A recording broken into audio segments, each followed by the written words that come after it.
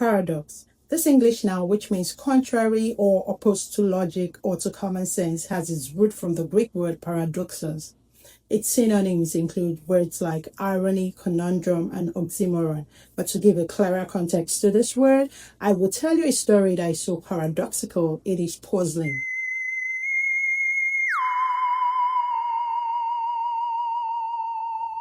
Ever heard of the Good Samaritan Law?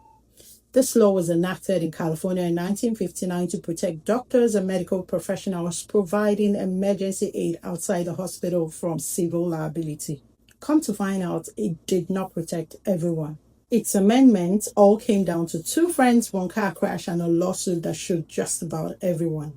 On October 31st, 2004, it was a Halloween night. Lisa and Alexandra, who were friends and also colleagues, went out with three other co-workers as a group of five to party at a bar in San Fernando Valley. Around 1:30 a.m. they were spent, so they split into two cars to head home. Watson drove the first car, Alexandra was his front seat passenger, and another friend was sat at the back. The second car was driven by Dion, with Lisa riding as his passenger. As they cruised on, driving at about 45 miles per hour, Watson lost control of his vehicle and crashed into a light pole. The crash deployed the airbags and knocked down the light pole. Dion and Lisa, who were following behind, quickly pulled over and rushed to help their friends. Watson was able to exit the car himself, so Dion ran to the back seat to help the passenger behind, while Lisa ran over to help Alexandra, who was still trapped in the front seat, unable to move. As Lisa tried to help Alexandra, she noticed smoke and liquid leaking from the wrecked car.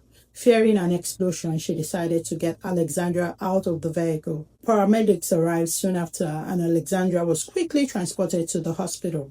Alexandra suffered spinal damage, resulting in permanent paraplegia. After her discharge, Alexandra sued Watson, who was the driver of the vehicle. But in a shocking twist, she also sued Lisa, the one who had pulled her from the car. Her claim was that Lisa's action of removing her from the vehicle either caused or exacerbated her spinal injury. The LA Superior Court dismissed the case against Lisa under California's Good Samaritan Law, which shields people who help during emergencies. Alexandra appealed this judgment. Her argument was that Lisa's action did not fall under providing emergency medical care. She was just giving general assistance. Well, in a 4-3 ruling, the California Supreme Court agreed, ruling that Alexandra could indeed sue Lisa, as the Good Samaritan Law only protected those providing emergency medical aid, and because Lisa was not administering any medical care, she was not immune from liability and could in fact be sued for negligence. Need I say that Alexandra proceeded with her lawsuit against Lisa? Lisa's insurance company eventually reached a $4 million settlement with her, but the Supreme Court ruling shocked California. It set a precedent and sparked debates of whether Good Samaritan should risk being sued just for helping.